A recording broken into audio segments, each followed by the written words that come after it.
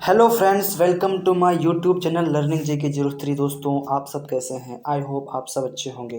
तो दोस्तों, आइए हम कुछ महत्वपूर्ण केमिस्ट्री के, रसायन विज्ञान के वस्तुनिष्ठ प्रश्न को लगाने का प्रयास करते हैं और अपनी तैयारी को और ज़्यादा अच्छा रास्ता पर लेके चलते हैं।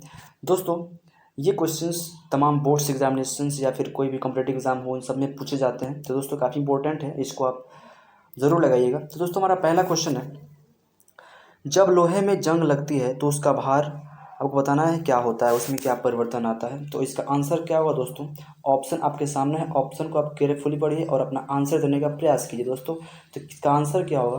तो इसका आंसर हो जाएगा ऑप्शन ए। ठीक है, बढ़ता है। यानी जब लोहे में जंग लगती है, जब लोहे में जंग लगती है, ठीक है, तो उसका भार क्या होता है दोस्तों? तो बढ़ जाता है। ठीक ना, क्या होता है? भार बढ़ता है। किस प्रकार से? यानी जब लोहे में जब जंग लगती है, ठीक है, तो वो जो कैसा परिवर्तन होता है, तो वो रासायनिक परिवर्तन होता है। ठीक ना, जो लोहे में जंग लगना होता है वो एक रासायनिक अभिक्रिया, रासायनिक रिएक्शन, रासायनिक परिवर्तन है वो। ठीक है, लोहे पर जंग जब लगता है तो उसका भार बढ़ता है, क्योंकि जो लोहा होता है, लोहे पर जंग लगने से उसका फेरिक ऑक्साइड नामक उस पर एक परत चढ़ जाता है जो भूरे कलर का होता है और लोहे के भार को बढ़ा देता है दोस्तों।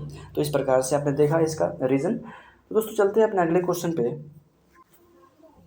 तो फ्रेंड्स, हमारा अगला क्वेश्चन है, ये सेम उसी क्वेश्चन जैसा है जिससे मैंने पहले कराया अभी। तो ये क्वेश्चन, लोहे में जंग लगना क्या है? तो इजी क्वेश्चन है, आप कर सकते हैं आसानी से। तो क्या हो जाएगा? ये हो जाएगा इनमें से कोई नहीं। ठीक है, क्योंकि लोहे में जंग लगना क्या है? एक रासायनिक परिवर्तन है। तो यहाँ पे कहीं ऑप्शन में दिया नहीं है, इसलिए आंसर क्या हो जाएगा? इनमें से कोई नहीं। ठीक है, तो लोहे में जंग लगना क्या है? एक रासायनिक परिवर्तन है। ठीक है ना, इसको याद रखिएगा। चलते हैं फिर अब अगले क्वेश्चन पे। तो मेरे प्यारे फ्रेंड्स, हमारा अगला क्वेश्चन है, निम्नलिखित में से क्या रासायनिक अभिक्रिया नहीं है? निम्नलिखित में से क्या रासायनिक अभिक्रिया नहीं है? तो इसके ऑप्शंस आपके सामने हैं। ऑप्शंस को प्लीज़ आप वीडियो रोक करके केयरफुली पढ़िए और अपना आंसर देने का प्रयास कीजिए सही सही। तो दोस्तों, इसका आंसर क्या हो जाएगा? ऑप्शन सी हो जाएगा। ध्यानपूर्वक देखिए इसको। कह रहा है कि पानी में भाप, यानी पानी का भाप में बदलना, पानी का भाप में बदलना एक रासायनिक परिवर्तन नहीं है, ये एक भौतिक परिवर्तन है। भौतिक परिवर्तन कहने से मतलब, जब ये पानी से भाप में बदला तो ये रिटर्न भाप से पानी बन सकता है, इसलिए भौतिक परिवर्तन हुआ, ये रासायनिक परिवर्तन नहीं हुआ। ठीक ना। अगर यहाँ बात करें ऑप्शन ए की कागज़ का जलना, तो ये इसका मूल रूप से तो कागज़ है। ठीक है, मैंने कागज़ है, इसे अगर ये जलेगा तो क्या बनेगा? ये कार्बन बनेगा। तो क्या आप कार्बन से तुरंत कागज़ बना सकते हैं? नहीं बना सकते हैं। तो इसलिए क्या हो जाएगा? ये रासायनिक अभिक्रिया हो जाएगा। यहाँ पे दिया है भोजन का पचना। तो भोजन का पचना भी क्या है? जैसे मान लीजिए भोजन ले रहे हैं, जैसे सामने हमारे पहले अंदर शरीर के अंदर जाने से पहले भोजन कैसा है? कुछ और ही आकार का है, कुछ और ही उसकी प्रकृति है। ठीक है, और हम भोजन कर लिए, उसका पाचन हो गया। ठीक है, तो फिर क्या हम उसको जस्ट भोजन जैसा बना सकते हैं क्या? नहीं बना सकते हैं। ठीक है, तो ये भी क्या हो जाएगा? रासायनिक परिवर्तन हो गया। ठीक है, फिर अगला कह रहा है कि कोयले का जलना, तो कोयले का जलना भी क्या है? एक रासायनिक परिवर्तन ही है दोस्तों। ठीक है, लेकिन जो ऑप्शन सी में दिया गया है कि पानी का भाप में बदलना, पानी का भाप में बदलना एक रासायनिक अभिक्रिया न होकर क्या है? एक भौतिक परिवर्तन है, भौतिक अभिक्रिया है। ठीक है, तो ये आपको हो जाएगा आंसर सी। आपने समझा, इसको देखा। चलते हैं अपने अगले क्वेश्चन पे फ्रेंड्स। तो फेयर फ्रेंड्स, हमारा अगला क्वेश्चन है, आयरन को जंग लगने से रोकने के लिए कौन सी प्रक्रिया लाभकारी नहीं है? क्या क्या क्वेश्चन कह रहा है कि आयरन को, आयरन मतलब लोहा, फेरस को जंग लगने से रोकने के लिए कौन सी प्रक्रिया लाभकारी नहीं है? तो आप अगर पढ़े होंगे, ठीक है, तो आपने इसका आंसर अच्छा करेंगे। इसका बताइए आंसर क्या होगा? ऑप्शंस में है, ए अनिलन, ऑप्शन बी है ग्रीस लगाना, ऑप्शन सी है जस्ता चढ़ाना, ऑप्शन डी है पेंट करना। तो इसमें से क्या आयरन को जंग लगने से रोकने के लिए लाभकारी नहीं है?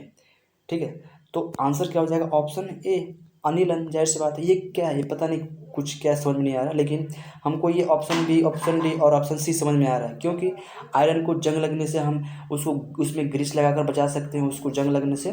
फिर उसमें उसको हम पेंट करके बचा सकते हैं, उसको पेंट कर देंगे तो उस पर जंग नहीं लगेगा। फिर जस्ता है, जस्ता को हम आयरन पे चढ़ा देंगे, जिसको बोलते हैं गैल्वेनीकरण, इसको बोलते हैं यशत लेपन। ठीक है, गैल्वेनीकरण। ठीक है, गैल्वेनीकरण। ठीक है, इसको बोलते हैं हिंदी में यशत लेपन, यानी लोहे के परत पर लोहे की सतह पर जस्ता की परत को चढ़ाना, ठीक है, ताकि क्या हो, लोहे का संक्षारण से बचाव हो सके दोस्तों। तो इस प्रकार से जो ऑप्शन 3 इसमें है, ठीक है, ग्रीस लगाना, पेंट करना, जस्ता चढ़ाना, ये सभी आयरन को जंग लगने से रोकने के लिए एक लाभकारी प्रक्रिया है। लेकिन ऑप्शन जो ए में है ये नहीं है। तो आंसर हमारा क्या हो जाएगा, ऑप्शन ए, ठीक है। तो इस प्रकार से इसका ये रहा आंसर। चलते हैं फिर अपने अगले क्वेश्चन पे। तो फ्रेंड्स हमारा नेक्स्ट क्वेश्चन है, जंग से बचाने के लिए लोहे से बने पानी के पाइपों पर जस्ते की परत चढ़ाने को क्या कहते हैं। तो इसका आंसर क्या हो जाएगा दोस्तों, आप क्वेश्चंस को प्लीज़ केयरफुली पढ़िए और अपना आंसर देने का प्रयास कीजिए। तो इसका आंसर क्या हो जाएगा, ऑप्शन डी, ठीक है। यशदीकरण कहते हैं, क्या कहते हैं, यशदीकरण कहते हैं। यानी जंग से बचाने के लिए लोहे से बने पानी के पाइपों पर ना हम जो जस्ते की परत चढ़ाते हैं उसको कहते हैं यशदीकरण, या उसको अंग्रेजी में कहते हैं गैल्वेनीकरण। क्या कहते हैं, गैल्वेनीकरण, ठीक है। इसको आप याद रखिएगा, काफ़ी इंपॉर्टेंट क्वेश्चन है, बार बार ये एग्जाम्स में ये क्वेश्चन हिट होता है। तो फ्रेंड्स चलते हैं अपने अगले क्वेश्चन पे। तो फ्रेंड्स हमारा अगला क्वेश्चन है, यशद लेपन में लोहे पर किसकी परत चढ़ाई जाती है। क्या क्वेश्चन है, यशद लेपन में लोहे पर किसकी परत चढ़ाई जाती है। तो इसके ऑप्शन आपके सामने हैं चारों, आप ऑप्शंस को पढ़िए ध्यानपूर्वक, याद करिए कुछ, अगर आपने पढ़ा तो होगा तो इसका आंसर दे सकते हैं आप। तो इसका आंसर क्या हो जाएगा, ऑप्शन बी, ठीक है। यानी यशद लेपन में क्या करते हैं हम, लोहे की परत पर, ठीक है, जस्ता की परत, सॉरी, लोहे की सतह पर जस्ता की परत को चढ़ाते हैं, जिससे क्या हो कि लोहे का संक्षारण से बचाव हो सके, उस पर जंग न लगे, ठीक है। तो इस प्रकार से आंसर क्या हो जाएगा, ऑप्शन बी, जस्ता। यशद लेपन में लोहे पर हम जस्ता की परत को चढ़ाते हैं दोस्तों, ठीक है। चलते हैं अपने अगले क्वेश्चन फ्रेंड्स। तो फ्रेंड्स हमारा अगला बहुत ही इंपॉर्टेंट क्वेश्चन है, ध्यान से पढ़िएगा क्वेश्चन को। यदि किसी व्यक्ति को बंदूक की गोली लगने पर उसके शरीर से सभी गोलियां नहीं निकाली जाती तो निम्नलिखित में से किसके कारण उसके शरीर में जहर फैल जाएगा, ठीक है। तो आपने इसको पढ़ा ध्यानपूर्वक। अब देखते हैं ऑप्शंस को। ऑप्शन ए है पारा, ऑप्शन बी है सीसा, यानी इसको लेड बोलते हैं, ऑप्शन सी है लोहा, ऑप्शन डी है आर्सेनिक। तो इसका आंसर हो जाएगा ऑप्शन बी, जिसको हम लेड बोलते हैं, सीसा, ठीक ना। यानी हम बंदूक की गोली लगने पर उसके शरीर से, किसी व्यक्ति शरीर से सभी गोलियां नहीं निकालते हैं ना, तो क्या होता है कि वो पारा के कारण, सॉरी, सीसा के कारण, जो लेड होता है, सीसा के कारण क्या होता है, वो जो होता है जहर, पॉइजन होता है, उसके शरीर में फैल जाता है, जिससे क्या होता है, आदमी की डेथ हो जाती है दोस्तों, ठीक है। तो इस प्रकार से इसको थोड़ा सा विस्तार देख लेते हैं दोस्तों। कह रहा है कि यदि किसी व्यक्ति को, ठीक है, बंदूक की गोली लगने पर उसके शरीर से सभी गोलियां नहीं निकाली जाती तो सीसा की उपस्थिति होता है उसमें, ठीक ना, सीसा की उपस्थिति के कारण उसके शरीर में जहर फैल जाता है, उस प्रकार से क्या होती है, व्यक्ति की मृत्यु हो जाती है दोस्तों। इस प्रकार से आपने देखा है। इसको चलते हैं अपने अगले क्वेश्चन पे। तो फ्रेंड्स हमारा अगला क्वेश्चन है, स्वर्ण की शुद्धता कैरेट में व्यक्त की जाती है, स्वर्ण का शुद्धतम रूप होता है, तो बताना इसका आंसर क्या है। आपके सामने ऑप्शन है, आंसर क्या हो जाएगा, ऑप्शन ए 24 कैरेट। तो स्वर्ण का जो शुद्धतम रूप होता है क्या होता है, तो 24 कैरेट होता है दोस्तों, ठीक है। चलते हैं अपने अगले क्वेश्चन पे। तो फ्रेंड्स हमारा अगला क्वेश्चन है, धातुओं का राजा क्या है, धातुओं का राजा क्या है। तो इसके ऑप्शन आपके सामने है, ऑप्शन ए है चांदी, ऑप्शन बी है लोहा, ऑप्शन सी है एल्युमिनियम, ऑप्शन डी है सोना। तो इसका आंसर क्या हो जाएगा, ऑप्शन डी, ठीक है। तो धातुओं का राजा क्या है, तो सोना है फ्रेंड्स, ठीक है। चलते हैं अपने अगले क्वेश्चन पे। सोना क्या है, एक मुक्त अवस्था में पाए जाने वाला एक धातु है, ठीक है, सोना, ठीक ना, आप जानते हैं इसको। चलते हैं जरा इसके बारे में जान लें थोड़ा सा, ठीक है। सोना क्या होता है, सोना को धातुओं का राजा माना जाता है, यह किसी मिश्र धातु से मिलकर नहीं बना होता है, यह एक्वारेजिया में घुलनशील है। आप जानते हैं कि एक्वारेजिया क्या होता है, इसको हम अम्लराज कहते हैं, जिसमें नाइट्रिक अम्ल और हाइड्रोक्लोरिक अम्ल का मिश्रण होता है, ठीक है।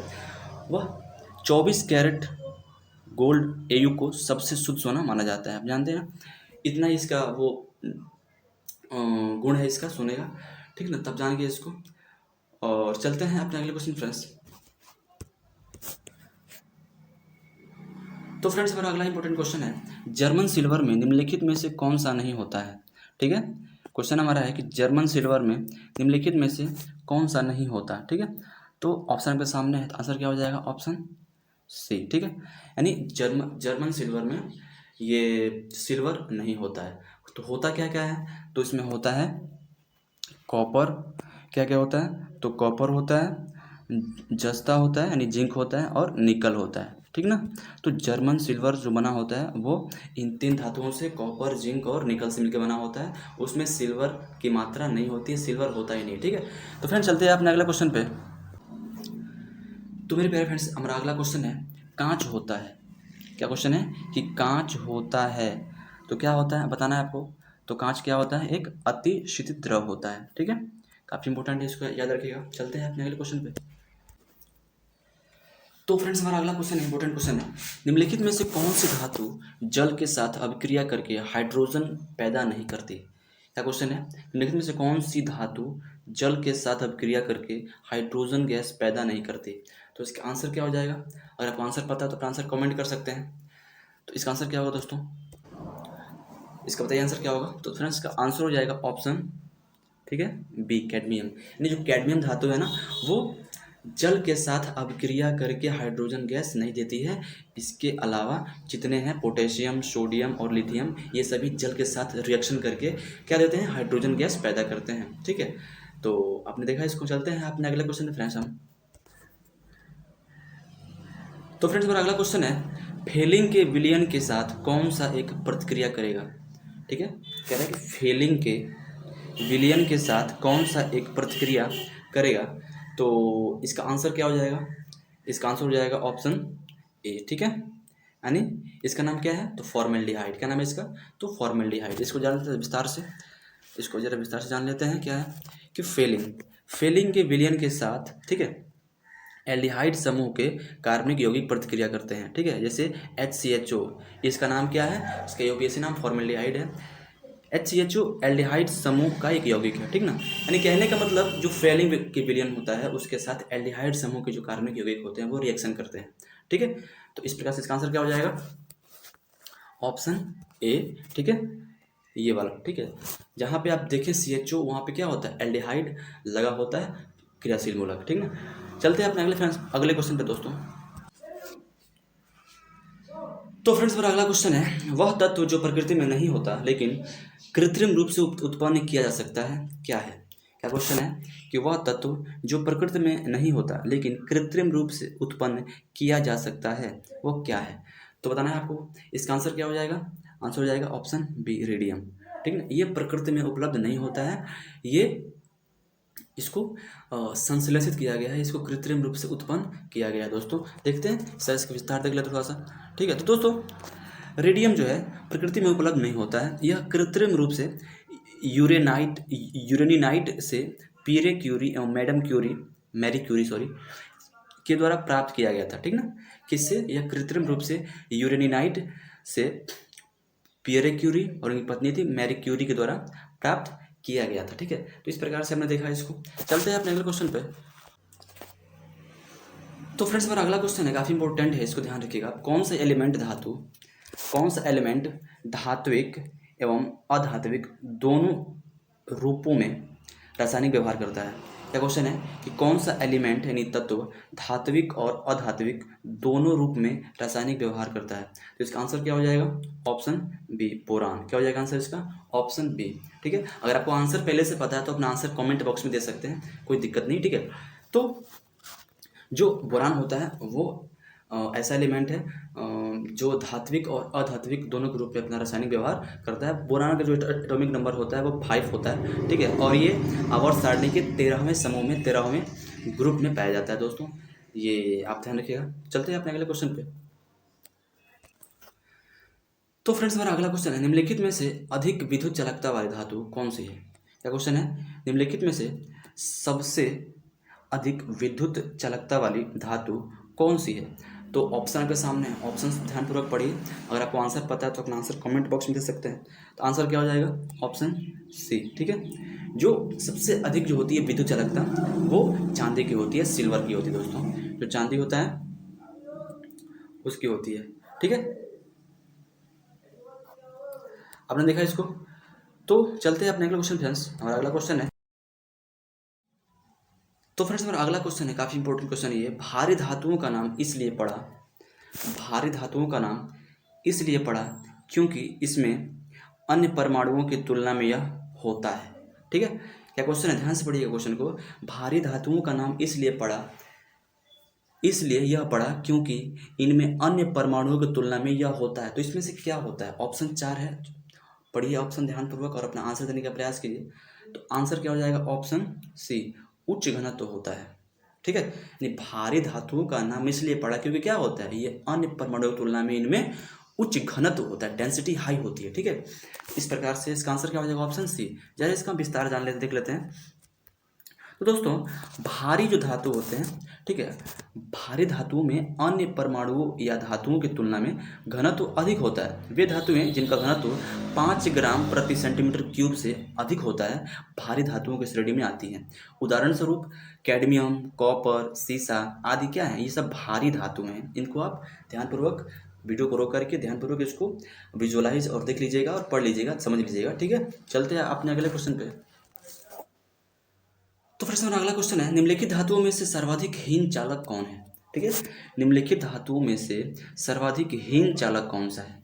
मतलब जिनमें चालन चालकता जिसमें हो ही ना, वो धातु कौन सी है?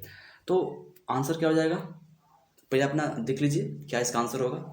ठीक है, तो आंसर इसमें हो जाएगा ऑप्शन बी। ठीक है, सीसा, यानी जो यहाँ पे ऑप्शन 4 दिए गए हैं इनमें जो सबसे हीन चालक वाला धातु है सीसा। लेड क्या है? एक धातु है। ठीक है, तो आंसर क्या हो जाएगा? ऑप्शन बी, यानी सीसा क्या है? सबसे हीन चालक है। जबकि स्वर्ण, सिल्वर और लोहा क्या है? इसके कंपैरिजन में अधिक चालक वाले धातु है। ठीक है, चलते हैं अपने अगले क्वेश्चन फ्रेंड्स। तो फ्रेंड्स, हमारा अगला क्वेश्चन है, कांसा निम्नलिखित में से किसकी मिश्र धातु है? लिखा है कि कांसा निम्नलिखित में से किसकी मिश्र धातु है। तो आंसर क्या हो जाएगा इसका?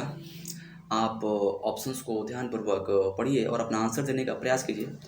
तो इसका आंसर हो जाएगा ऑप्शन सी, तांबा और टीन। जो कांसा होता है वो तांबा और टीन का मिश्रण होता है। ये काफ़ी इंपॉर्टेंट है, ये क्वेश्चंस बार बार एग्जाम्स में पूछा जाता है। इसको आप ध्यान नहीं रखते इसलिए आप भूल जाते हैं और छोड़ आते हैं। इसको आप ध्यानपूर्वक पढ़िए। कांसा किसका मिश्रण होता है? कांसा पहले तो एक मिश्र धातु है, और किसका मिश्रण होता है? किन धातुओं का? तो उसमें तांबा होता है और टीन होता है। ठीक है, इनका मिश्रण होता है दोस्तों। तो ठीक है, चलते हैं अपने अगले क्वेश्चन पे हम। तो फ्रेंड्स, हमारा अगला क्वेश्चन है, स्टील में कार्बन का परसेंटेज होता है, यानी प्रतिशत होता है। स्टील जो होता है, स्टील में कार्बन का प्रतिशत होता है, तो कितना होता है बताना है। तो आप ऑप्शंस को पढ़िए ध्यानपूर्वक। तो इसका आंसर हो जाएगा ऑप्शन ए। ठीक है, 0.1 से 1.5% होता है। ठीक है, तो स्टील में जो कार्बन की परसेंटेज होती है तो 0.1 से 1.5% होती है। ठीक है, आपने समझ गए होंगे। चलिए इसका विस्तार देख लेते हैं यहाँ से।